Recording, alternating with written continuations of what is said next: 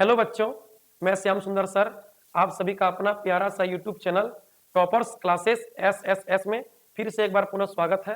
अभी हम लोग जैक बोर्ड एग्जाम 2025 के लिए क्लास 12 इकोनॉमिक्स यानी अर्थशास्त्र में most very important question answer को पढ़ेंगे।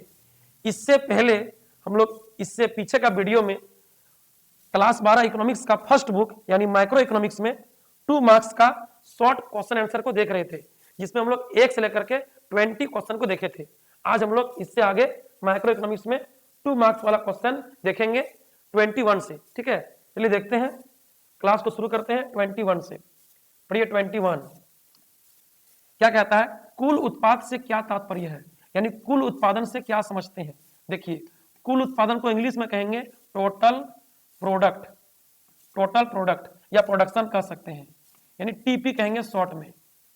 कुल उत्पादन क्या है, कुल उत्पाद क्या है, टोटल प्रोडक्शन टीपी क्या है। उत्पादन करने के लिए ना भिन्न भिन्न साधन लगता है, जैसे जमीन, बिल्डिंग, मशीन, कच्चा माल, पूंजी, ठीक है, लेबर, इस तरह का साधन लगता है। इसमें से कुछ साधन स्थिर होता है, कुछ साधन परिवर्तनशील होता है। जैसे उत्पादन प्रक्रिया में भूमि, बिल्डिंग, मशीन स्थिर साधन होता है, और कच्चा माल, लेबर ये घटते बढ़ते रहता है, इसको बोलेंगे परिवर्तनशील साधन। तो कहता है एक निश्चित समय में, यानी एक दिन में या एक हफ्ता में या एक महीना में या एक साल में, एक निश्चित समय में उत्पत्ति के सभी साधनों के प्रयोग से, मतलब जमीन, बिल्डिंग, मशीन, कच्चा माल, पूंजी सबका प्रयोग से उत्पादित हुए, निर्माण हुए वस्तुओं सेवाओं की कुल मात्रा को कुल उत्पादन कहा जाता है। पढ़िए, एक निश्चित समय में उत्पत्ति के सभी साधनों के प्रयोग से उत्पादित हुए वस्तुओं एवं सेवाओं की कुल मात्रा को कुल उत्पादन कहते हैं, टोटल प्रोडक्शन कहते हैं। एक निश्चित समय में उत्पत्ति के सभी साधनों के प्रयोग से जितना टोटल वस्तु सेवा का उत्पादन किया गया या निर्माण किया गया उसे कुल उत्पादन कहेंगे। गणितीय रूप में मैथमेटिकली फॉर्मूला हो जाएगा टीपी बराबर सिग्मा एमपी। यानी देखिए, एमपी किसे कहते हैं, एक एक करके लेबर बढ़ाते गए, परिवर्तनशील साधन मतलब लेबर जो चेंज होते रहता है, घटते बढ़ते रहता है, तो आप एक एक करके लेबर बढ़ाते गए। एक्स्ट्रा प्रोडक्शन होगा, एक एक यूज करेंगे लेबर तो एक्स्ट्रा प्रोडक्शन होगा, उसे कहते हैं मार्जिनल प्रोडक्शन, मतलब सीमांत उत्पादन, शॉर्ट में एमपी कहेंगे। लेबर एक लगाएं तो एक्स्ट्रा प्रोडक्शन एमपी जो है सीमांत उत्पादन, मान लीजिए 5 आया, 2 लगाएं मान लीजिए 8 आया, 3 लगाएं मान लीजिए 10 आया, कुछ तो आएगा ही। एक्स्ट्रा लेबर लगाइएगा तो एक्स्ट्रा प्रोडक्शन कुछ तो होगा, उसे कहेंगे एमपी, मार्जिनल प्रोडक्शन एमपी, सीमांत उत्पादन। अब क्या कीजिएगा, निकलना है आपको टोटल प्रोडक्शन। अब क्या करना है, टोटल प्रोडक्शन निकलना है, तो क्या कीजिएगा, एक एक करके जो लेबर लगाएं बढ़ाएं तो एक्स्ट्रा जो प्रोडक्शन आया उन सभी को जोड़ दीजिए, टोटल प्रोडक्शन निकल जाएगा। तो 5 का 5 और 8 13 और 10 23, यानी 3 को लेबर लगाने से टोटल प्रोडक्शन कितना हुआ 23। मतलब कैसे आया, तो एक्स्ट्रा लेबर लगाएं तो एक्स्ट्रा प्रोडक्शन हुआ, सीमांत उत्पादन, मार्जिनल प्रोडक्शन एमपी, उन सभी को जोड़ दिए, टीपी आ गया। 5 का 5 और जोड़ 8 13 जोड़ 10 23, यानी एमपी के टोटल एड को जोड़ को टीपी कहते हैं। ठीक है, सीमांत उत्पादन मार्जिनल प्रोडक्शन के कुल जोड़ को कुल उत्पादन टीपी कहते हैं। कोई दिक्कत नहीं है, आगे चलिए, आगे बढ़िए। देखिए अगला सवाल है 22 पढ़िए। 22 सीमांत उत्पाद से क्या तात्पर्य है। सीमांत उत्पाद मतलब मार्जिनल प्रोडक्ट या प्रोडक्शन, इसको बोलेंगे एमपी, शॉर्ट में कहेंगे एमपी। ठीक है, अब समझिएगा, सीमांत मतलब होता है एक अतिरिक्त, वन एक्स्ट्रा, और उत्पादन मतलब जो निर्माण हुआ। तो कैसे कहेंगे इसको, किसी परिवर्तनशील साधन जो चेंज होगा उसी को ना बोलेंगे, उसी को हम एक्स्ट्रा ले सकते हैं। जमीन, बिल्डिंग, मशीन तो फिक्स है, तो किसी परिवर्तनशील साधन मतलब लेबर, श्रमिक का एक अतिरिक्त इकाई का प्रयोग करने से जो एक्स्ट्रा प्रोडक्शन हुआ, मतलब कुल प्रोडक्शन में या कुल उत्पादन में जो इंक्रीजिंग हुआ, जो परिवर्तन आया, उसी को बोलेंगे सीमांत उत्पादन, मार्जिनल प्रोडक्शन। समझिए, किसी परिवर्तनशील साधन मतलब लेबर के एक अतिरिक्त इकाई का प्रयोग करने से कुल उत्पादन मतलब टीपी, टोटल प्रोडक्शन में जो वृद्धि या परिवर्तन होता है उसे उस इकाई का सीमांत उत्पादन यानी एमपी कहते हैं। हो गया, मतलब आप लेबर लगाए थे पहले 4, तो टोटल प्रोडक्शन आया था मान के चलिए 40, एक एक्स्ट्रा लगाएं यानी 5 लगाएं, उसके चलते टोटल प्रोडक्शन आया 50। तो एक एक्स्ट्रा लेबर लगाने से एक्स्ट्रा प्रोडक्शन कितना हुआ 10 हुआ, इसी का नाम होगा एमपी। हो गया।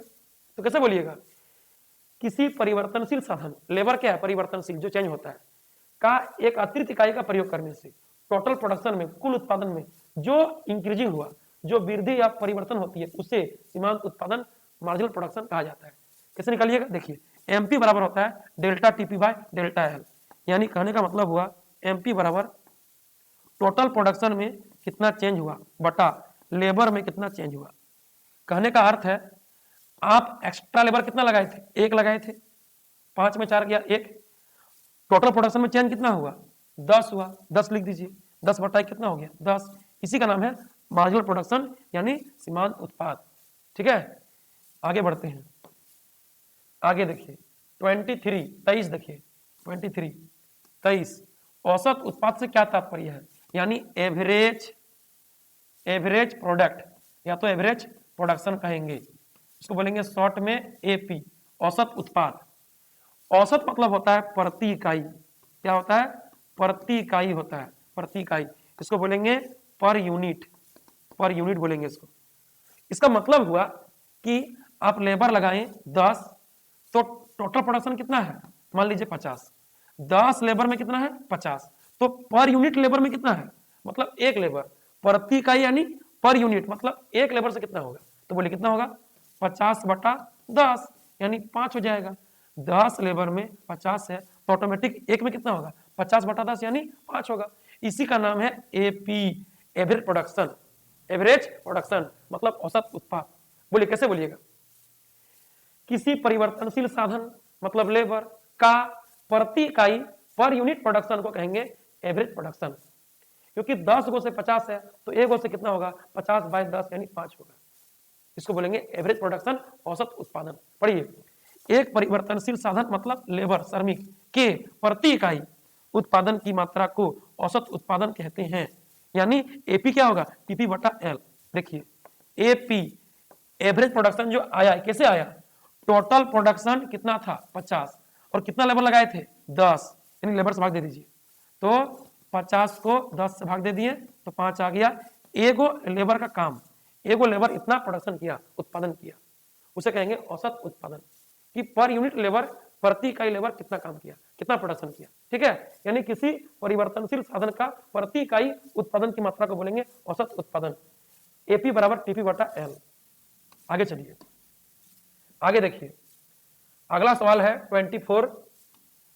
24 है, उत्पादन लागत से क्या समझते हैं। उत्पादन लागत क्या है, इंग्लिश में हो जाएगा प्रोडक्शन कॉस्ट, उसको बोलेंगे उत्पादन लागत। प्रोडक्शन में जो कॉस्ट हुआ, उत्पादन प्रक्रिया में जितना रुपया लगाए खर्चा किए उसी का नाम होगा उत्पादन लागत। बोलिए कैसे बोलिएगा, किसी वस्तु का उत्पादन प्रक्रिया में भिन्न भिन्न उत्पत्ति का साधन लगाए हैं, लेबर, कच्चा माल, जमीन, बिल्डिंग, मशीन, पूंजी, इन सभी पर जितना रुपया खर्चा किए उत्पादन प्रक्रिया में, इसी का नाम होगा लागत। और लागत कितना होगा वो डिपेंड करता है हम कितना उत्पादन कर रहे हैं, उत्पादन ज्यादा कर रहे हैं लागत ज्यादा होगा, उत्पादन कम कर रहे हैं लागत कम होगा, यानी लागत उत्पादन की मात्रा पर निर्भर करती है। ठीक है, देखिए उत्पादन लागत तो वस्तु का उत्पादन करने में, निर्माण करने में कितना रुपया लगाएं खर्चा किए उसी का नाम होगा उत्पादन लागत। पढ़िए, किसी वस्तु के उत्पादन प्रक्रिया में उत्पत्ति के साधनों मतलब वही साधन सब में पर किए गए कुल खर्चों को लागत कहते हैं, या कुल खर्चों के जोड़ को लागत कहते हैं, खर्च कहते हैं। यानी लागत उत्पादन की मात्रा पर निर्भर करती है, लागत कितना होगा वो उत्पादन पर डिपेंड करता है, हम कितना उत्पादन कर रहे हैं, और उत्पादन बढ़ने पर लागत भी बढ़ती है। ठीक है, लागत मतलब उत्पादन प्रक्रिया में साधन पर कितना रुपया खर्चा किए वस्तु बनाने में। आगे चलिए, आगे देखिए सवाल नंबर 25, पढ़िए 25 औसत लागत यानी एवरेज कॉस्ट एवं सीमांत लागत यानी मार्जिनल कॉस्ट एमसी वक्र कैसे दिखाई देते हैं या कैसे दिखाई पड़ते हैं। औसत लागत एसी जो होता है, सीमांत लागत एमसी जो होता है वह ना अंग्रेजी के यू अक्षर की तरह होता है, अंग्रेजी के यू अक्षर की तरह दिखाई पड़ता है। ऑब्जेक्टिव में खूब पूछता है कि किस वक्र का आकार अंग्रेजी के यू आकार की तरह होता है या यू अक्षर की तरह होता है, तो आंसर होगा एवरेज कॉस्ट मार्जिनल कॉस्ट। औसत लागत एवं सीमांत लागत। देखिए इस तरह का होता है, ये होता है आपका AC और इसके नीचे होता है आपका MC। दोनों जो होता है ना वह U आकार का होता है, अंग्रेजी का U अक्षर की तरह होता है, याद रखिएगा। आगे चलिए, अगला क्वेश्चन है 26 पढ़िए। 26, पूर्ण प्रतियोगिता बाजार में AR एवं MR में क्या संबंध होता है? पूर्ण प्रतियोगिता में AR और MR में क्या रिलेशन होता है ये बताना है। देखिए पूर्ण प्रतियोगिता बाजार में बहुत सारे क्रेता विक्रेता होते हैं और सभी विक्रेता के पास एक समान समरूप वस्तु पाया जाता है। आप सोचिए पूर्ण प्रतियोगिता बाजार में विक्रेता ज्यादा होता है, सब विक्रेता के पास एक समान समरूप एक जैसा वस्तु पाया जाता है तो दाम भी एक समान होगा, और जहां पर दाम एक समान स्थिर रहता है तो दाम बराबर होता है AR, तो AR भी स्थिर होगा, एक समान रहेगा, और जब AR एक समान स्थिर रहता है ना तब वो MR के बराबर होता है। यानी ऐसे देखिए ये आपका X हो गया, ये आपका Y हो गया, इधर होता है प्राइस, इधर होता है क्वांटिटी इधर होता है। पूर्ण प्रतियोगिता में क्या होता है कि सभी विक्रेता के पास, जितना भी अधिक विक्रेता है सबके पास समरूप वस्तु एक समान वस्तु है तो दाम भी एक समान होगा, यानी दाम में कोई कंप्रोमाइज नहीं होगा, दाम सबके पास एक समान होगा। आप वस्तु नहीं लीजिए, चाहे कम लीजिए चाहे अधिक लीजिए, दाम सबका एक समान रहेगा। दाम क्या रहेगा? एक समान रहेगा। तो जब प्राइस एक समान रहेगा ना तो प्राइस बराबर होता है AR, तो AR भी एक समान रहेगा, स्थिर रहेगा, तब MR के वो बराबर होगा, यानी AR बराबर MR होता है पूर्ण प्रतियोगिता में। लेकिन बोलेगा एकाधिकार बाजार में, बोलेगा एकाधिकार में, या बोलेगा एकाधिकारी प्रतियोगिता में, एकाधिकारी प्रतियोगिता में तब क्या होगा? तब होता है AR ग्रेटर देन MR, इसमें भी AR ग्रेटर देन MR। ठीक है, चलिए आगे बढ़िए। आगे देखिए अगला सवाल है 27, पढ़िए 27, पूर्ति क्या है? पूर्ति माने सप्लाई, पूर्ति माने क्या हो गया? सप्लाई। पूर्ति का मतलब होता है बिक्री, बिक्री, और एक होता है मांग, मांग मतलब होता है खरीदारी, खरीदारी। मांग करता है क्रेता, क्रेता या तो उपभोक्ता, उपभोक्ता, और बिक्री करता है उत्पादक, उत्पादक, या तो इसको बोलेंगे विक्रेता, विक्रेता, या तो बोलेंगे फर्म यानी दुकानदार। समझिए पूर्ति माने बिक्री, कौन करता है? उत्पादक, विक्रेता या फर्म। तो एक निश्चित समय एवं कीमत पर, देखिए कोई भी दुकानदार जो बेचता है तो जब मन तब नहीं बेचता है, एक निश्चित समय पर बेचता है और एक निश्चित कीमत पर बेचता है। तो कहता है कोई उत्पादक, विक्रेता या फर्म, दुकानदार एक निश्चित समय एवं कीमत पर किसी वस्तु का जितना मात्रा बेचने के लिए तैयार होता है या बेच देता है उसे पूर्ति कहा जाता है। हो गया आंसर।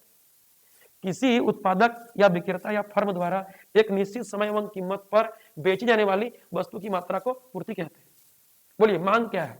मांग माने खरीदारी, जो हम लोग कस्टमर, हम लोग उपभोक्ता है, बाजार जाकर वस्तु खरीदते हैं। ठीक है, यानी मांग माने खरीदारी, कौन करता है? क्रेता, उपभोक्ता। कैसे बोलिएगा? कोई क्रेता या उपभोक्ता एक निश्चित समय एवं कीमत पर किसी वस्तु का जितना मात्रा खरीदता है या खरीदने के लिए तैयार होता है उसे मांग कहते हैं। ठीक है, मांग में खरीदारी करेगा क्रेता, उपभोक्ता, पूर्ति में बिक्री करेगा उत्पादक, विक्रेता यानी फर्म, दुकानदार। पढ़िए किसी वस्तु की वह मात्रा जिसे कोई विक्रेता एक निश्चित समय एवं कीमत पर बेचने के लिए तैयार होता है उसे पूर्ति कहते हैं। बोलिए कोई दिक्कत नहीं। मांग क्या है? किसी वस्तु की वह मात्रा जिसे कोई विक्रेता नहीं, क्रेता या उपभोक्ता एक निश्चित समय एवं कीमत पर बेचने नहीं, खरीदने के लिए तैयार होता है उसे मांग कहते हैं। बस हो गया। आगे चलिए, आगे देखिए सवाल नंबर 28 को पढ़िएगा। 28 है पूर्ति के विस्तार से आप क्या समझते हैं? पूर्ति के विस्तार से आप क्या समझते हैं, यानी पूर्ति का विस्तार क्या है? देखिए विस्तार माने होता है पूर्ति का बढ़ना, विस्तार माने बढ़ना होता है, याद रखिएगा। विस्तार का अर्थ क्या होता है? बढ़ना। लेकिन वृद्धि का मतलब भी होता है बढ़ना ना, जिसे लिखा हुआ है पूर्ति में वृद्धि, तो वृद्धि का अर्थ भी होता है बढ़ना। दोनों में अंतर क्या है? देखिए बाजार में ना पूर्ति बढ़ता है, उसी को विस्तार या वृद्धि कहते हैं। अंतर क्या होता है? यदि बाजार में कोई वस्तु का कीमत बढ़ गया तो कीमत बढ़ने से दुकानदार को, उत्पादक को यानी फर्म को, मॉल वाला कंपनी को लाभ अधिक होगा। कोई वस्तु का बाजार में मांग बढ़ गया जिसके चलते कीमत बढ़ गया तो उत्पादक को, विक्रेता को लाभ अधिक होगा, तो वो वस्तु का पूर्ति अधिक करेगा, कीमत बढ़ गया इसीलिए बेचना अधिक जाएगा, तो उसको बोलेंगे पूर्ति का विस्तार। यानी जब बाजार में कोई अन्य कारक के कारण नहीं, कीमत के कारण, केवल और केवल कीमत के बढ़ने के कारण वस्तु का पूर्ति बढ़ती है, तो उसे पूर्ति का विस्तार कहते हैं। और यदि बाजार में वस्तु का पूर्ति बढ़ रहा है, कारण कीमत नहीं है, कोई अन्य कारण है, जैसे बाजार में दुकानदार ज्यादा हो गया या फर्मों की संख्या ज्यादा हो गया, एगो उद्योग में वस्तु बनता है, फर्म वस्तु बेचता है, ठीक है, तो उसका एक फर्म था, दो फर्म था, तो कम वस्तु बेच पा रहा था, अब फर्म हो गया 10 गो 20 गो, अब वस्तु अधिक बेचेगा मार्केट में, तो दाम वही है, लेकिन फर्मों की संख्या बढ़ गया तो वस्तु का बिक्री अधिक कर पा रहा है, इसको बोलेंगे पूर्ति में वृद्धि। या अपना उत्पादन का तकनीक चेंज कर दिया, अपना उत्पादन का टेक्नोलॉजी तकनीक चेंज कर दिया, नया मशीन ले आया, तो कम टाइम में, कम लागत में, कम समय में, कम मेहनत में बेसी वस्तु का उत्पादन होगा, तो वही दाम पर अधिक वस्तु बेच पाएगा। यानी दाम वही है, अन्य कारक तकनीक या साधनों की कीमत या फर्मों की संख्या आदि के कारण जब वस्तु का पूर्ति बढ़ जाएगा बाजार में, तो उसको बोलेंगे पूर्ति में वृद्धि। मतलब क्या समझे, पूर्ति का विस्तार या पूर्ति में वृद्धि, दोनों का मतलब क्या है, पूर्ति का बढ़ना, पूर्ति का बढ़ना। लेकिन जब केवल कीमत के चलते बढ़ेगा, बाजार में कीमत बढ़ गया, दुकानदार अधिक बेचना चाह रहा है क्योंकि उसको लाभ अधिक मिलेगा, दाम बढ़ गया, तो उसको बोलेंगे पूर्ति का विस्तार। लेकिन कोई अन्य कारक के चलते पूर्ति बढ़ रहा है, तो उसको बोलेंगे पूर्ति में वृद्धि। पढ़िए, अन्य कारकों के स्थिर रहने पर जब केवल वस्तु की कीमत बढ़ने के कारण उसकी पूर्ति बढ़ती है, तो उसे पूर्ति का विस्तार कहते हैं। बात समझे, कीमत बढ़ गया, दुकानदार को अधिक लाभ होगा, अधिक बेचना चाह रहा है, पूर्ति कर रहा है, दैट मीन्स पूर्ति का विस्तार। आगे चलिए, आगे देखिए, पूर्ति में वृद्धि, सवाल नंबर है 29, सवाल देखिए 29 होगा। पूर्ति में वृद्धि क्या है, तो वृद्धि माना भी बढ़ना होता है, वृद्धि मतलब भी बढ़ना ही होता है, लेकिन कीमत के चलते नहीं, कोई अन्य कारक है। कीमत को छोड़कर, पहले बोल दिया, कीमत को छोड़कर जब अन्य कारकों जैसे तकनीक, उत्पादक नया टेक्नोलॉजी, नया तकनीक ले आया, तो उत्पादन अधिक होगा, तो वस्तु का पूर्ति अधिक कर पाएगा, ठीक है। फर्मों की संख्या, बाजार में बेचने वाला दुकानदार बढ़ा दिया, मॉल बढ़ा दिया, तो वस्तु का पूर्ति अधिक कर पाएगा, ठीक है। साधनों की कीमत, जब उत्पादन करने के लिए साधन को लगाना पड़ता है, वो साधन यदि सस्ता मिलने लगेगा, कम दाम में मिलने लगेगा, उसका कीमत कम हो जाएगा, तो साधन वैसे लगाएंगे, साधन वैसे लगाएंगे, उत्पादन वैसे होगा, तो पूर्ति वैसे कर पाएंगे। मतलब यहाँ पूर्ति बढ़ रहा है बाजार में वस्तु का दाम के चलते नहीं, कोई अन्य कारक के चलते, ठीक है। आदि के कारण वस्तु की पूर्ति बढ़ती है, तो उसे पूर्ति में वृद्धि कहते हैं। इसमें वर्तमान कीमत पर ही पूर्ति बढ़कर दाएं और खिसक जाती है, यानी वर्तमान कीमत पर ही पूर्ति बढ़ जाता है, दाएं चल जाता है, कीमत वही है, कोई अन्य कारण है, तकनीक डेवलप हो गया, फर्मों की संख्या बढ़ गया, साधनों की कीमत कम हो गया, इसके चलते वस्तु का उत्पादन ज्यादा हो रहा है, तो पूर्ति ज्यादा होगा, दैट मीन्स पूर्ति में वृद्धि, कीमत के कारण नहीं, कोई अन्य कारण के चलते। आगे चलिएगा, आगे पढ़िए, आगे है सवाल नंबर 30, सवाल पढ़िए आगे 30। एक वस्तु की पूर्ति कब लोचदार कहलाती है। देखिए, वस्तु का पूर्ति कब लोचदार कहलाती है। पूर्ति जो होता है ना बाजार में, वो मुख्यतः डिपेंड करता है कीमत पर, मेन रूप से डिपेंड है कीमत पर, मेन रूप से, ठीक है, मुख्यतः। तो कीमत में परिवर्तन होने से पूर्ति में परिवर्तन होता है, याद रखिएगा। बाजार में कीमत घटता बढ़ता है ना, तो बिक्री भी यानी पूर्ति भी घटता बढ़ता है, उत्पादक अपना वस्तु का पूर्ति उत्पादन कम बेसी करता है कीमत के कारण। बात समझिएगा, तो कीमत में परिवर्तन होने से पूर्ति में परिवर्तन यदि ज्यादा हो गया, तो उस वस्तु का पूर्ति होगा लोचदार, और यदि कीमत में परिवर्तन होने से पूर्ति में परिवर्तन कम होगा, तो उस वस्तु का पूर्ति होगा बेलोचदार। तो लोचदार बेरोजगार में क्या अंतर है, बोलिए। अंतर यही है कि जब किसी वस्तु का पूर्ति में अनुपातिक परिवर्तन या प्रतिशत परिवर्तन, अनुपातिक माने हुआ कि पूर्ति 5 बढ़ गया, 10 बढ़ गया, 5 घट गया, 20 घट गया, माने गिनती की संख्या में। अब परसेंटेज माने हुआ कि 5% बढ़ गया, 20% घट गया, 30% बढ़ गया। तो कहता है कि किसी वस्तु का पूर्ति में अनुपातिक या प्रतिशत परिवर्तन यदि कीमत में अनुपातिक या प्रतिशत परिवर्तन से ज्यादा होता है पूर्ति में, तो उसे कहेंगे लोचदार है, उस वस्तु का पूर्ति लोचदार है। और यदि कीमत के कारण पूर्ति में परिवर्तन कम हुआ, तो उसको बोलेंगे उस वस्तु का पूर्ति बेलोचदार है। अब पढ़िए, जब वस्तु की पूर्ति में अनुपातिक परिवर्तन उसकी कीमत में अनुपातिक परिवर्तन से अधिक होती है, यानी पूर्ति की लोच 1 से अधिक होती है, तब वस्तु की पूर्ति लोचदार कहलाती है।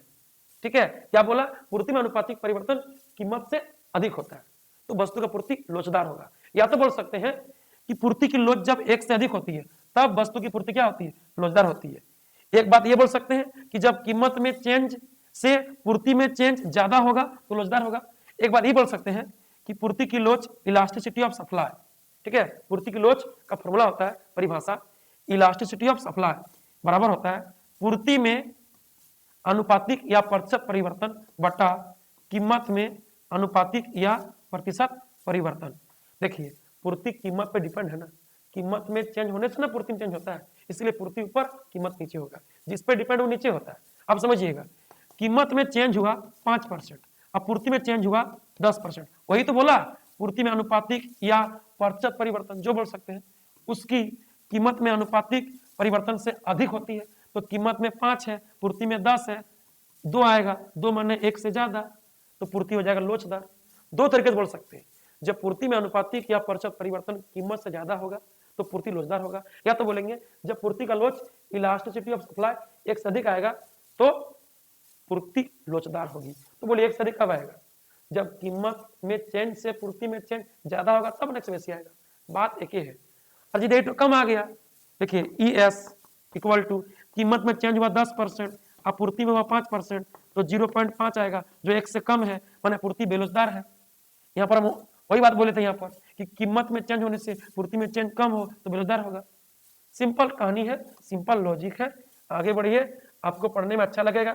इकोनॉमिक्स ये हम दवा करते हैं, आगे चलिए, बिल्कुल अच्छा लगेगा। हम कोई भी चीज ना हल्के में नहीं पढ़ाते, पढ़ाते बढ़िया से समझा के, ठीक है।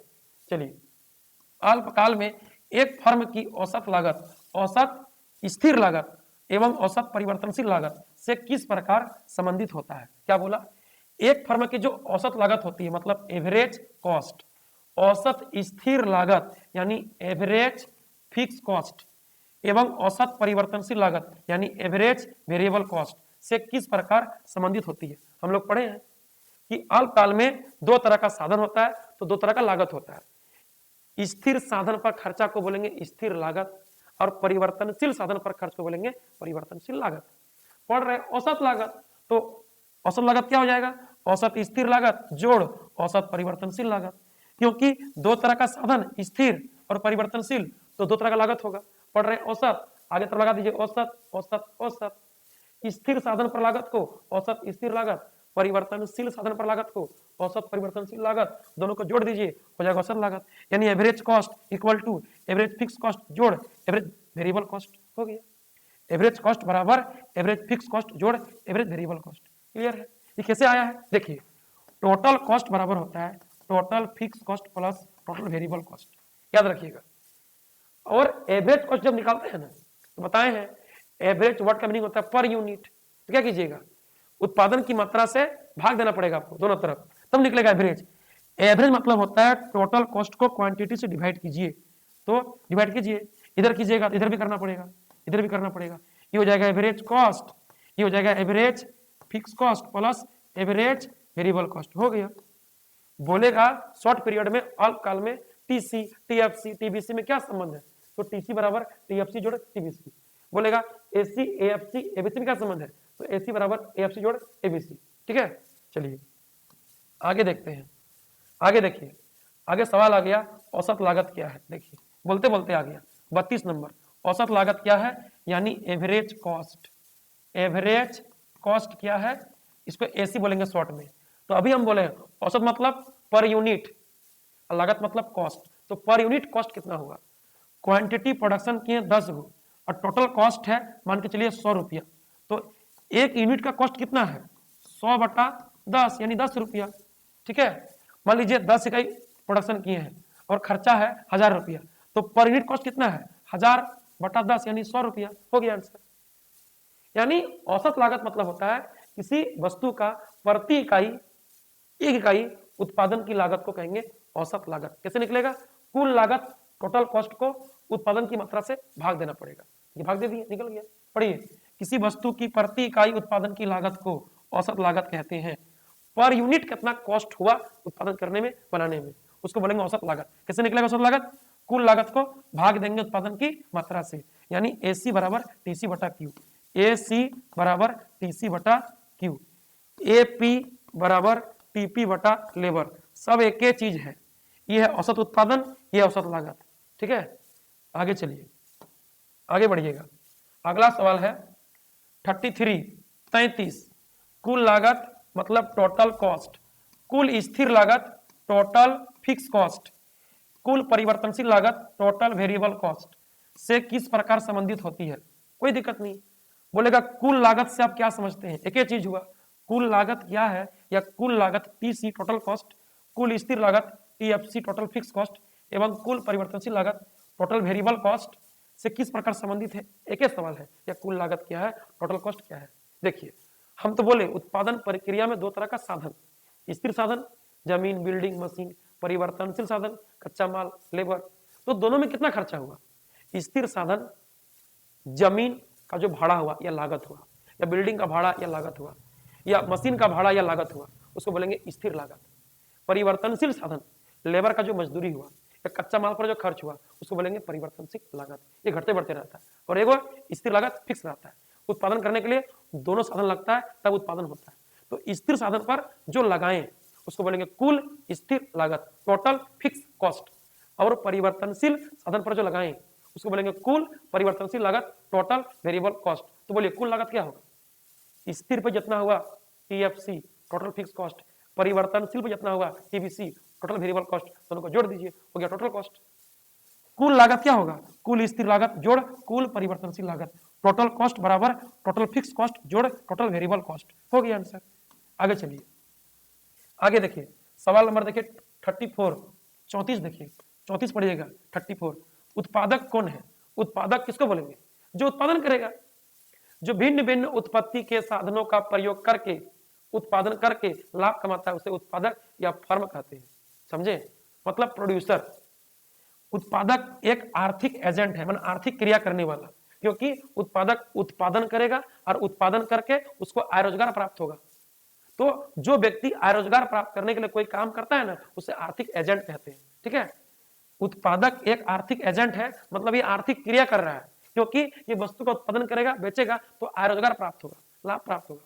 आर्थिक क्रिया कर रहा है, उसको बोलेंगे आर्थिक एजेंट। जो व्यक्ति आर्थिक क्रिया करता है उसे आर्थिक एजेंट कहते हैं। उत्पादक एक आर्थिक एजेंट है जो उत्पत्ति के साधनों को एकत्रित करके, मतलब जमीन बिल्डिंग मशीन कच्चा माल पूंजी सबको जुगाड़ करके एकत्रित करके अधिकतम संभव लाभ अर्जित करने के उद्देश्य से वस्तुओं का उत्पादन करता है या करती है, जो बोलिएगा। ठीक है, उत्पादक कौन है, जो वस्तुओं सेवाओं का उत्पादन करता है अधिकतम संभव लाभ प्राप्त करने के लिए, और उत्पादन करने के लिए पहले वह उत्पत्ति के साधनों को एकत्रित करता है। ठीक है, और ये अधिकतम संभव लाभ कमाने का उद्देश्य को लेकर के वस्तु सेवा का उत्पादन करता है और लाभ कमाता है अपना, कोई टेंशन नहीं। ठीक है, उत्पादक एक आर्थिक एजेंट है, ये आर्थिक क्रिया कर रहा है, वस्तु का उत्पादन कर रहा है। आगे चलिएगा, आगे देखिए 35 पढ़िए। 35 उत्पादक के संतुलन से क्या तात्पर्य है। उत्पादक के संतुलन से आप क्या समझते हैं, बोलिए। उत्पादक का संतुलन, संतुलन मतलब होता है संतुष्टि या परिवर्तन नहीं। एक उत्पादक चाहता है कि इस वस्तु को बनाने में इतना लागत हुआ, खर्चा हुआ, इसको बेच के इतना रुपया आ जाए और इतना लाभ प्राप्त हो जाए। जब उसको बेच के उतना रुपया आ जाता है या उतना लाभ प्राप्त हो जाता है, तो वो उत्पादक बहुत खुश होता है, बहुत संतुष्ट होता है। उसको बोलेंगे हम लोग उत्पादक का संतुलन। यानी प्रत्येक उत्पादक का उद्देश्य होता है अधिकतम लाभ कमाना।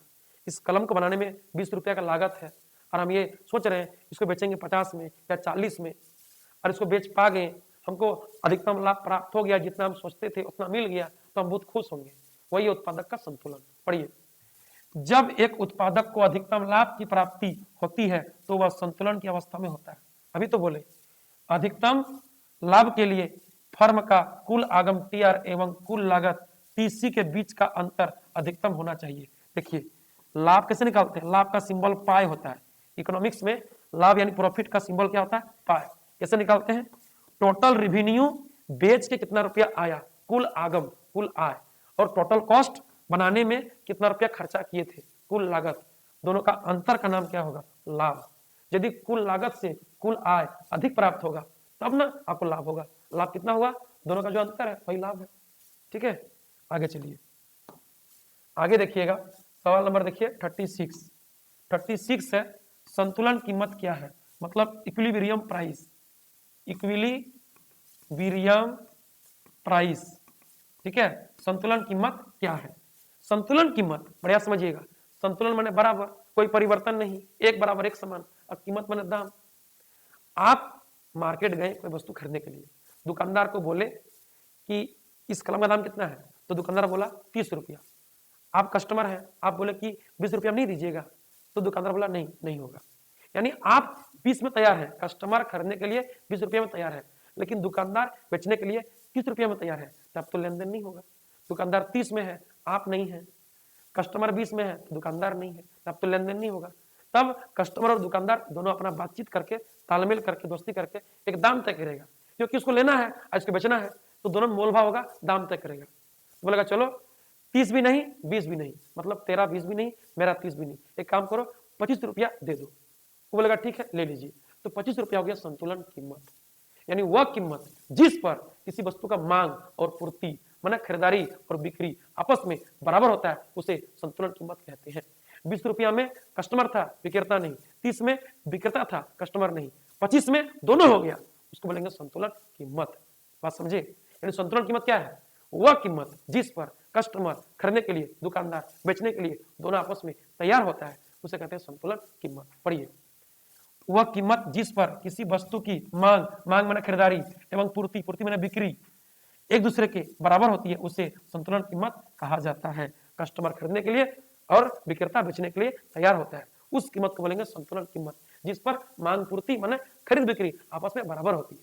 ठीक है, चलिए सब समझ में आएगा। इकोनॉमिक्स बहुत आसान है, अर्थशास्त्र बहुत आसान है। ठीक है, ड्राइवर ठीक रहेगा ना तो गाड़ी चलेगा स्पीड में, ड्राइवर ही ठीक नहीं रहेगा, पंचर रहेगा टायर, तो कैसे होगा? बुझे कि नहीं बुझे? तो इसीलिए सब जब ठीक रहेगा तो फिर सब ठीक लगेगा, आसान लगेगा। देखिए आगे पढ़िए, आगे है 37 एक कीमत स्वीकारक पूर्ण प्रतियोगिता बाजार में फर्म की बाजार कीमत औसत आगम एवं सीमांत आगम में क्या संबंध होता है? क्या बोला? एक कीमत स्वीकारक पूर्ण प्रतियोगिता बाजार में। देखिए कीमत स्वीकारक फर्म जो होता है ना, वह पूर्ण प्रतियोगिता बाजार में होता है, क्योंकि पूर्ण प्रतियोगिता बाजार में बहुत सारे फर्म होते हैं, तो वो आपस में कंपटीशन करते हैं, इसलिए इसको देखते हुए उद्योग ही कीमत को तय करते हैं। तो उद्योग को कहते हैं कीमत निर्धारक और फर्म को कहते हैं कीमत स्वीकारक। याद रखिएगा, कीमत स्वीकारक फर्म होता है पूर्ण प्रतियोगिता में। तो पूर्ण प्रतियोगिता बाजार में फर्म की बाजार कीमत यानी प्राइस, औसत आगम यानी एवरेज रेवेन्यू AR, सीमांत आगम मार्जिनल रेवेन्यू यानी MR में क्या संबंध होता है? अभी तो बोले हैं पूर्ण प्रतियोगिता में एक समान दाम पाया जाता है और दाम बराबर AR होता है, तो वो भी क्या होगा? एक समान होगा, स्थिर होगा, और जब AR एक समान स्थिर होगा तो वह MR के बराबर होता है। याद रखिएगा, पूर्ण प्रतियोगिता में बाजार कीमत, औसत आगम और सीमांत आगम, इसको औसत आय, एवरेज रेवेन्यू, इसको सीमांत आय, मार्जिनल रेवेन्यू कहते हैं। तीनों आपस में क्या होता है? बराबर होता है। जो कीमत है वही AR है, वही MR है। आगे चलिए, आगे देखिए, अगला सवाल है 38 पढ़िएगा। 38 देखिए, इकाई के बराबर पूर्ति लोच प्रकट करने वाले रेखा चित्र बनाएं। क्या बोला? इकाई के बराबर जो पूर्ति लोच होगा वो रेखा चित्र बनाना है। याद रखिएगा, इकाई के बराबर पूर्ति लोच तब होता है जब मूल बिंदु से ऊपर उठता है। देखिए पूर्ति वक्र का ढाल जो होता है ना, बाएं से दाएं ऊपर की ओर उठता है, क्योंकि प्राइस में और सप्लाई में higher the price then higher the supply and lower the price then lower the supply. बाजार में जब कीमत बढ़ता है ना तो दुकानदार अधिक बेचने खोजता है, और जब कीमत कम होता है ना तो दुकानदार बेचना कम चाहता है। दोनों में संबंध कैसा है? पॉजिटिव। देख लीजिए, कीमत बढ़ रहा है, सप्लाई बढ़ रहा है, प्लस प्लस प्लस, कीमत घट रहा है, सप्लाई घट रहा है, माइनस माइनस भी प्लस, तो दोनों पॉजिटिव संबंध है। अब पॉजिटिव संबंध जब भी होगा, ग्राफ जाएगा ऊपर, बाएं से दाएं, नीचे से ऊपर जाएगा। अब बोल रहा है इकाई के बराबर यानी 1 के बराबर ES बराबर 1, इलास्टिसिटी ऑफ सप्लाई, पूर्ति की लोच 1 है, तो 1 के बराबर होने पर ना मूल बिंदु से ऊपर उठता है, इधर आधा उठेगा 20 से। याद रखिएगा, मूल बिंदु से ऊपर उठती धनात्मक पूर्ति रेखा की ढाल कितनी होती है? 1 के बराबर लोचदार होती है। ठीक है, 1 के बराबर होती है। यदि इस तरह बना देगा, इस तरह से, तो देखिए ये 0 के ऊपर है, तो 1 होता है 0 से, 0 के ऊपर है, ये वाला हो जाएगा ES 1 से ज्यादा। और यदि इस तरह दे देगा, इस तरह 0 के नीचे, 0 होता है माने 1 होता है 0 के सीधा में, 0 के नीचे है, ये वाला 1 से कम होगा, ES 1 से कम होगा। 0 के नीचे 1 से कम, 0 के ऊपर 1 से ज्यादा, अब बोलेगा 0 से तो 1 के बराबर होगा। याद रखिएगा। चलिए आगे बढ़िए, आगे देखिए 39 पढ़िए, 39 पढ़िएगा। बाजार में कीमत को निर्धारित करने वाली दो शक्तियां लिखें। अभी हम आपको एग्जांपल दिए, बाजार में कीमत को निर्धारित करने वाली दो शक्तियां क्या है। बाजार में जो कीमत तय हुआ तो क्रेता विक्रेता दोनों का सहमति से हुआ। आपको एग्जाम में क्वेश्चन देगा कि बाजार में कीमत तय किसका सहमति से होता है, खाली विक्रेता का सहमति से नहीं होता है। विक्रेता कोई वस्तु को कितनों में बेच देगा ऐसा नहीं हो सकता, कस्टमर राजी होगा खरीदने के लिए तब ना बेच पाएगा। तो क्रेता विक्रेता दोनों का सहमति होता है, जिस कीमत पर वही कीमत पर वस्तु का लेन देन खरीद बिक्री होता है, याद रखिएगा। ठीक है, तो क्रेता विक्रेता दोनों का सहमति से कीमत तय होता है। क्रेता वस्तु का मांग करता है, खरीदता है, अब विक्रेता पूर्ति करता है, बेचता है, तो मांग पूर्ति से कीमत तय होता है। तो कीमत को निर्धारित करने वाली दो शक्तियां हो जाएगा आपका वस्तु का मांग और वस्तु का पूर्ति, मांग और पूर्ति। यानी खरीदारी, कोई वस्तु कितना खरीदारी है और कितना बिक्री है उसके हिसाब से ना दाम तय होगा। देखिएगा किसी का बिक्री से ज्यादा खरीदारी है तो जानिएगा उसका दाम बढ़ने वाला है, दाम बढ़ जाएगा क्योंकि उसका खरीदारी अधिक हो रहा है, बिक्री से बेसी खरीदारी है। और यदि खरीदारी कम है, बिक्री ज्यादा करना है तो उसको दाम क्या करना पड़ेगा, घटाना पड़ेगा। तो बोलिए बाजार में कीमत को निर्धारित करने वाली दो शक्तियां क्या क्या है, क्रेता का मांग और विक्रेता का पूर्ति। विक्रेता कितना बेचना चाह रहा है और क्रेता कितना खरीदना चाह रहा है उसके हिसाब से दाम तय होता है। यदि कोई वस्तु का हम लोग बेसी बेसी खरीदेंगे ना, दुकानदार दाम बढ़ा देगा, और यदि हम खरीदना कम चाहते हैं, दुकानदार को अधिक बेचना है तो दाम कम करना पड़ेगा। तो दाम कम बेसी होता है, दाम तय होता है, निर्धारित होता है वस्तु का मांग और पूर्ति से, खरीद बिक्री से। आगे चलिए, आगे पढ़िएगा 40 पढ़िए 40। भारत सरकार प्रत्येक वर्ष किन वस्तुओं की कीमत निर्धारित करती है। कृषि वस्तुओं के लिए न्यूनतम समर्थन कीमत यानी मिनिमम सपोर्ट प्राइस, जिसको एमएसपी शॉर्ट में कहते हैं। देखिए भारत सरकार जो है ना, केंद्र सरकार, प्रधानमंत्री प्रत्येक वर्ष किन वस्तुओं की कीमत निर्धारित करती है, तो कृषि वस्तुओं के लिए न्यूनतम समर्थन कीमत। ये क्या होता है, किसान से कृषि वस्तु को एक न्यूनतम रेट पे ही हम खरीद सकते हैं, उससे अधिक में हम ले सकते हैं लेकिन उससे कम में हम नहीं ले सकते हैं। ठीक है, ये मतलब गैर कानूनी है। बिचौलिया दलाल व्यापारी ले लेता है क्योंकि वह सरकार को जानने नहीं देता है, सरकार तो वह बात पहुंचता नहीं है, लेकिन लेने का नहीं है। सरकार ना कृषि वस्तुओं को खरीदने के लिए एक न्यूनतम समर्थन कीमत तय करती है कि उससे कम दाम पर कोई भी व्यक्ति कृषि का सामान को नहीं खरीदेगा और किसान भी नहीं बेचेगा। तो किसान पढ़ा लिखा रहेगा तब ना, नहीं तो व्यापारी बिचौलिया उसको ठग लेता है गाँव देहात में। तो बोलता है किसान का कृषि वस्तु को सरकार एक रेट देता है, उसको एमएसपी कहते हैं, मिनिमम सपोर्ट प्राइस, न्यूनतम समर्थन कीमत। उससे कम कीमत पर कोई व्यक्ति नहीं खरीद सकता है, खरीदने पर उसे मतलब कानून द्वारा सजा मिलेगा, नहीं खरीदना चाहिए, नहीं तो किसान को लाभ नहीं होगा, किसान को उचित मूल्य नहीं मिलेगा।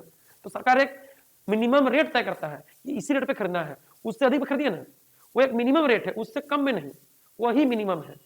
उससे अधिक में खरीदिए कोई दिक्कत नहीं है, अधिक में खरीद सकते हैं लेकिन उससे कम में नहीं, उसको बोलते हैं मिनिमम सपोर्ट प्राइस, न्यूनतम समर्थन कीमत। ठीक है, कृषि वस्तुओं के लिए होता है, याद रखिए कृषि वस्तुओं के लिए ये भारत सरकार तय करती है। आगे पढ़िएगा 41 देखिए 41 है, अधिमांग क्या है। अधिमांग मतलब एक्सेस डिमांड, अधिमांग मतलब होता है इंग्लिश में एक्सेस डिमांड, इसको अधिमांग कहते हैं। नाम से तो उत्तर होगा, अधिमांग माने क्या, मांग ज्यादा। बोलिए मांग ज्यादा कब होगा, जब बाजार में संतुलन कीमत से प्रचलित कीमत कम हो जाएगा तो फिर बाजार में वस्तु का मांग पूर्ति से अधिक हो जाएगा, उसको बोलेंगे अधिमांग। संतुलन कीमत मतलब ऐसा कीमत जो कीमत पर मांग पूर्ति बराबर होता है, खरीद बिक्री बराबर होता है। तो जो कीमत बाजार में होना चाहिए उसे कहते हैं संतुलन कीमत, और जो कीमत अभी बाजार में चल रहा है उसको बोलेंगे प्रचलित कीमत या वर्तमान कीमत, याद रखिएगा। तो प्रचलित कीमत जो कीमत चल रहा है वो यदि संतुलन कीमत से जो कीमत होना चाहिए यदि उससे कम हो जाएगा तो कस्टमर उपभोक्ता वस्तु अधिक खरीद सकता है, अधिक मांग कर सकता है, उसको बोलेंगे अधिमांग। पढ़िए, जब बाजार कीमत सामान्य कीमत यानी संतुलन कीमत से कम होती है तब बाजार में वस्तु की अतिरिक्त मांग होती है, यानी मांग पूर्ति से अधिक होती है, जिसे अधिमांग कहते हैं। यानी अधिमांग की दशा में क्या होता है, वस्तु का मांग जो होता है ना वो पूर्ति की तुलना में अधिक होता है, क्योंकि बाजार में जो कीमत चल रहा है उसको बोलेंगे प्रचलित कीमत, और जो कीमत होना चाहिए उसको बोलेंगे सामान्य यानी संतुलन कीमत।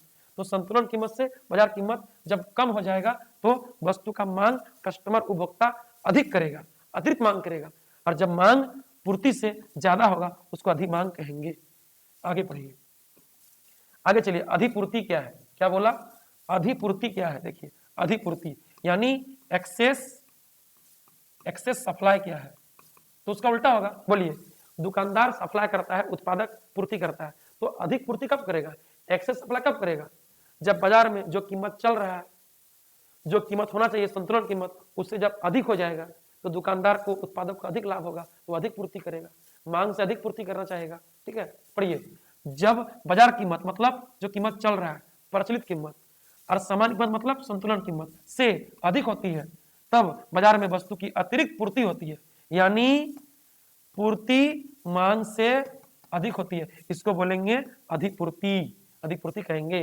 ठीक है, जब प्रचलित कीमत, बाजार कीमत संतुलन कीमत से अधिक हो जाएगा तो उत्पादक वस्तु का पूर्ति अधिक करना चाहेगा, यानी वस्तु का पूर्ति मांग की तुलना में अधिक होगा, उसको अधिपूर्ति एक्सेस सप्लाई कहेंगे।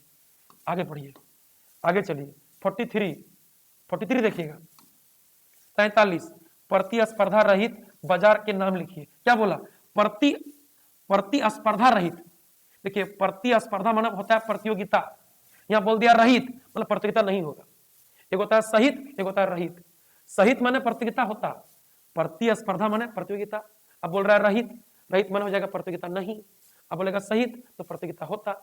ठीक है, तो प्रतिस्पर्धा सहित बोलता तो पूर्ण प्रतियोगिता हो जाता है, लेकिन प्रतिस्पर्धा रहित बोल रहा है मतलब कोई प्रतियोगिता नहीं होगा। किसमें? एकाधिकार में, मोनोपोली मार्केट में। मोनोपोली मार्केट में कोई कंपटीशन नहीं होगा, क्योंकि इस मार्केट में उद्योग में एक ही फर्म होता है। उद्योग में एक ही फर्म होता है किसी वस्तु का, उसका मार्केट में दूसरा किसी विक्रेता के साथ कोई कंपटीशन नहीं होता है। एकाधिकार बाजार क्या है? वैसा बाजार जिसमें किसी वस्तु का केवल एक ही विक्रेता हो, जिसका वस्तु का पूर्ति पर अपना स्वयं का पूरा कंट्रोल रहता है। वो अपना मन मर्जी वस्तु का दाम कम बेसी कर सकता है, घटा बढ़ा सकता है। वह वस्तु की कीमत स्वयं तय करता है, जिसमें एक ही फर्म होती है। तो बोलिए वहां पर कोई कंपटीशन होगा? तो प्रतिस्पर्धा रहित होगा, मतलब कोई कंपटीशन नहीं होगा। ठीक है, उसको बोलेंगे प्रतिस्पर्धा रहित, कोई कंपटीशन नहीं, प्रतियोगिता नहीं। ठीक है, मोनोपोली में, एकाधिकार में। आगे चलिएगा 44 पढ़िए। 44 देखिएगा। ठीक है, 44 है, किस बाजार संरचना में कीमत और उत्पादन पर फर्म का पूर्ण नियंत्रण होता है, नए फर्मों के प्रवेश पर प्रतिबंध रहता है और फर्म ही उद्योग होता है? देखिए क्या बोला, किस बाजार संरचना में कीमत और उत्पादन पर फर्म का पूर्ण नियंत्रण होता है? देखिए जिस बाजार में उद्योग में केवल एक ही फर्म होगा तो उस फर्म का दूसरा किसी फर्म के साथ बाजार में कंपटीशन नहीं होगा। तो बोलिए ये वस्तु का उत्पादन और कीमत पूर्ण रूप से तय कर सकता है, यानी पूरा कंट्रोल रहेगा इसके पास कि हम कितना वस्तु का कीमत तय कर सकते हैं या तय करेंगे और कितना वस्तु का उत्पादन करना है, वो दोनों को तय कर सकता है, कीमत को भी उत्पादन को भी, क्योंकि वो अकेला है, किसी के साथ कोई कंपटीशन नहीं है। समझिएगा, कीमत और उत्पादन पर फर्म का पूर्ण नियंत्रण होता है। तो जिस बाजार में उद्योग में एक ही फर्म होगा तब ना फर्म मालिक बनेगा। फर्म यदि अधिक होगा, आपस में कंपटीशन करेगा, तब मालिक कौन बनेगा? उद्योग। भाई भाई लड़ेगा, बाप मालिक होगा। बुझे नहीं बुझे? लेकिन जिस बाप का एक बेटा है वो बेटा तो किसी के साथ लड़ेगा नहीं, कंपटीशन होगा नहीं, तो वही मालिक होगा। तो बोलिए फर्म बोल रहा है कीमत और उत्पादन पर पूर्ण नियंत्रण रखेगा, तो ये होता है एकाधिकार बाजार में। ठीक है, ये होता है एकाधिकार बाजार में, ऐसा होता है, लिखा हुआ है एकाधिकार में। आगे पढ़िए, नए फर्मों के प्रवेश पर प्रतिबंध रहता है। एकाधिकार बाजार में ना कोई भी नया फर्म ग्रुप में शामिल नहीं हो सकता है, क्योंकि नाम ही है एकाधिकार बाजार, जिसमें उद्योग में केवल एक ही फर्म होगा, दूसरा फर्म उसमें एंट्री नहीं कर सकता है, उसका प्रतिबंध रहेगा, नहीं घुस सकता है उस ग्रुप में। और क्या बोला? और फर्म ही उद्योग होता है। बिल्कुल, एक बाप का एक बेटा, बाप भी मालिक है, बेटा मालिक है, तो एक उद्योग में एक ही फर्म है, उद्योग में एक ही फर्म है, तो फर्म भी मालिक है, उद्योग भी मालिक है, यानी फर्म ही उद्योग है, उद्योग ही फर्म है। याद रखिएगा। ठीक है, कीमत और उत्पादन पर नियंत्रण रखेगा कौन? एकाधिकार बाजार में, जब वो अकेला फर्म होगा तब। नए फर्मों का प्रवेश पर प्रतिबंध होगा, कहां पर? एकाधिकार में, क्योंकि एकाधिकार में उद्योग में एक ही फर्म होना चाहिए, दूसरा नहीं, दुगुणित हो जाएगा द्विअधिकार, तीन होगा त्रिअधिकार, बहुत होगा पूर्ण प्रतियोगिता। तो इसमें एक ही तो होगा, नया फर्म एंट्री नहीं मार सकता है, प्रतिबंध है उसका, ठीक है। और फर्म ही उद्योग है, मतलब फर्म ही उद्योग है, यानी फर्म ही मालिक है, बेटा ही मालिक है, ठीक है। चलिए आगे चलिए, आगे समझिएगा 45 पढ़िए, 45 पढ़िएगा 45। अल्पाधिकार बाजार क्या है? अल्पाधिकार बाजार इसको बोलते हैं इंग्लिश में ओलिगोपोली मार्केट, ओलिगोपोली मार्केट यानी अल्पाधिकार बाजार, ठीक है, ओलिगोपोली मार्केट। नाम से आंसर है, अल्पाधिकार एकाधिकार एक ही विक्रेता, द्विअधिकार दो विक्रेता, अल्पाधिकार कुछ विक्रेता, जिसमें वह या तो समरूप वस्तु बनाएगा या तो अलग अलग वस्तु बनाएगा, ठीक है। ऐसा बाजार जिसमें किसी वस्तु के कुछ विक्रेता होते हैं, कुछ विक्रेता। अल्पाधिकार माने कुछ ही विक्रेता होते हैं, उसे अल्पाधिकार बाजार कहते हैं। ये सभी कुछ विक्रेता या तो समरूप एक समान वस्तु बनाएगा बेचेगा या तो अलग अलग वस्तु बनाएगा बेचेगा, लेकिन विक्रेता कुछ ही होगा, एकाधिकार में एक होगा, पूर्ण प्रतियोगिता में बहुत सारा होगा, ठीक है। आगे चलिएगा, आगे पढ़िए, आगे है, आगे सवाल है 46, द्विअधिकार बाजार की परिभाषा दे। द्विअधिकार बाजार किसे कहते हैं? बोला तो है द्विअधिकार, दो को विक्रेता होगा। ऐसा बाजार जिसमें किसी वस्तु के केवल दो विक्रेता होते हैं उसे द्विअधिकार बाजार कहते हैं। हो गया, आगे चलिएगा, आगे पढ़िए 47 47 देखिए, विक्रय लागत क्या है? विक्रय लागत क्या है? देखिए इसको बोलते हैं विज्ञापन लागत, इसको विज्ञापन लागत भी कहते हैं, विज्ञापन लागत भी कहते हैं विक्रय लागत को, याद रखिएगा। विक्रेता अपना वस्तु का बिक्री बढ़ाने के लिए विज्ञापन प्रचार प्रसार करता है, ठीक है, अनाउंसमेंट करता है, buy one get one free, buy two get one free, 30% छूट, 50% छूट, इस तरह का प्रचार करता है। मेरा कोलगेट में नमक के साथ नींबू है, मैं एक्सप्रेस बोलेगा मेरा कोलगेट स्मूथ होएगा तो फ्रेश हो जाएगा। पतंजलि रामदेव बाबा बोलेगा मेरा कोलगेट जो है पहाड़ की जड़ी बूटियों से लाया गया, उससे बनाया गया कोलगेट है, जो दांत को चमकाएगा, मसूड़े को मजबूत करेगा, जो अंदर जीवाणु कीटाणु विषाणु को मार देगा। मैंने प्रचार प्रसार करता है अपना वस्तु का, तो प्रचार प्रसार करने पर खर्चा करना पड़ता है ना, उसको बोलेंगे विज्ञापन लागत या विक्रय लागत। यानी विक्रेता अपना वस्तु का पूर्ति बिक्री बढ़ाने के लिए विज्ञापन प्रचार प्रसार पर जो खर्च करता है उसे विज्ञापन लागत कहते हैं। पढ़िए, ऐसी लागत जो वस्तु की बिक्री को बढ़ाने के लिए विज्ञापन पर खर्च की जाती है उसे विक्रय लागत कहते हैं, विज्ञापन लागत कहते हैं, एडवर्टाइजमेंट कॉस्ट कहते हैं, ठीक है, एडवर्टाइजमेंट कॉस्ट, प्रचार प्रसार पर किया गया खर्च। आगे चलिएगा, सब समझ में आएगा, 100% समझ में आएगा। मेरा कोचिंग का नाम क्या है? Toppers classes bye SSS, clear concept of economics, clear concept of economics, बात समझिएगा। चलिए आगे चलिए, आगे देखते हैं 48, वस्तु विभेद क्या है? देखिए वस्तु विभेद, ऐसा बाजार जिसमें विक्रेता सब कोई अलग अलग कंपनी का वस्तु बेच रहा है, वो कंपनी काम एक करेगा, कंपनी का जो वस्तु है काम एक करेगा लेकिन अलग अलग कंपनी का है। मतलब कोई बेच रहा है कोलगेट कंपनी का टूथपेस्ट, कोई बेच रहा है मैक्स फ्रेश का टूथपेस्ट, कोई बेच रहा है पेप्सोडेंट का टूथपेस्ट, कोई बेच रहा है पतंजलि का टूथपेस्ट, तो सब तो मुंह धोने का चीज है, टूथपेस्ट है, लेकिन कंपनी अलग अलग है कि नहीं, इसी को बोलेंगे वस्तु विभेद। ये सिंथॉल कंपनी, सिंथॉल का साबुन लीजिएगा ना तो सिंथॉल कूल, सिंथॉल ये, सिंथॉल ये, तो ये उसका क्या है, अलग अलग किस्म है, अलग अलग वैरायटी है, ठीक है, डिफरेंट डिफरेंट वस्तु, उसको बोलेंगे वस्तु विभेद। पढ़िए, एक वस्तु जिसकी बाजार में कई किस्में होती है, कई तरह का प्रकार होता है, कई किस्में होता है, तथा एक दूसरे से निकट स्थानापन्न होती है, एक दूसरे का स्थान पर यूज कर सकते हैं, ठीक है, जैसे लिंक ग्लासर कलम के बदले लिंक स्मार्ट कलम, बुझे नहीं बुझे, ठीक है, मर्सिडीज के बदले BMW, ये हो गया आपका स्थानापन्न हो गया एक दूसरे का स्थान में, ठीक है, ये हो गया वस्तु विभेद, वस्तु विभेद कहलाता है। जैसे कोलगेट, पेप्सोडेंट, डाबर रेड और बोल सकते हैं पतंजलि, बुझे कि नहीं बुझे, कोलगेट हो गया, पेप्सोडेंट हो गया, डाबर रेड हो गया, पतंजलि भी हो गया, पतंजलि भी इसमें आएगा, ठीक है। ये सब क्या है, एक ही तरह का वस्तु है लेकिन उसका अलग अलग किस्म है, उसका अलग अलग वैरायटी है, उसको बोलेंगे वस्तु विभेद, ठीक है। आगे चलिएगा, आगे है सवाल नंबर 49, टोटल 50 क्वेश्चन है, 49 देखिए 49, कीमत विभेद से क्या तात्पर्य है? देखिए वस्तु विभेद तो वस्तु अलग अलग होगा, अलग अलग किस्म होगा, अलग अलग वैरायटी होगा, ठीक है, निकट स्थानापन्न होगा जिसको एक दूसरे का स्थान भी यूज कर सकते हैं। अब है कीमत विभेद, मतलब प्राइस डिटर्मिनेशन या प्राइस डिफरेंशिएशन, ठीक है। देखिए प्राइस डिफरेंशिएशन माने प्राइस अलग अलग। तो बोलिए, जब एक अकेला विक्रेता होगा एकाधिकार बाजार में, तो अकेला विक्रेता ना अपना मन मर्जी दाम कम बेसी करते रहेगा। वो देखेगा मांग ज्यादा है, दाम बढ़ा देगा, देखेगा मांग कम है, दाम कम कर देगा। तो एकाधिकार बाजार में एक अकेला विक्रेता होने के कारण वो वस्तु का कीमत को स्वयं तय करता है, तो मार्केट को देखते हुए जब मन तब दाम कम बेसी करते रहता है। यानी एक अकेला विक्रेता एकाधिकार बाजार में अलग अलग कस्टमर को अपना वस्तु अलग अलग दाम पर बेच सकता है, जिसे कीमत विभेद कहते हैं। पढ़िए, जब एकाधिकारी माना अकेला विक्रेता एकाधिकार बाजार में अपनी वस्तु की विभिन्न इकाइयों को अलग अलग कीमतों पर बेचता है, तो उसे कीमत विभेद कहते हैं। ठीक है, प्राइस डिफरेंशिएशन कहते हैं। आगे चलिएगा, लास्ट क्वेश्चन पढ़िए। लास्ट क्वेश्चन है 50। अच्छा 51 भी है। देखिए 50, देखिए 50, उस बाजार को क्या कहते हैं जिसमें एकाधिकार एवं प्रतियोगिता दोनों का अस्तित्व होता है। देखिए, एकाधिकार एवं प्रतियोगिता दोनों का अस्तित्व होगा तो नाम होगा एकाधिकारी प्रतियोगिता।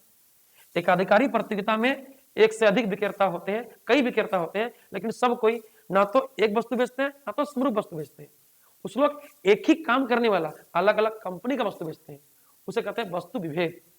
या एक वस्तु का अलग अलग वैरायटी, अलग अलग किस्म, निकट स्थानापन्न वस्तु, जिसमें से एक का दाम कम बेसी हो जाएगा तो कस्टमर उसके स्थान पर दूसरा वस्तु ले सकता है वही काम के लिए, काम वही करेगा, लेकिन वस्तु कंपनी अलग है, वैरायटी अलग है, किस्म अलग है, उसको बोलेंगे एकाधिकारी प्रतियोगिता।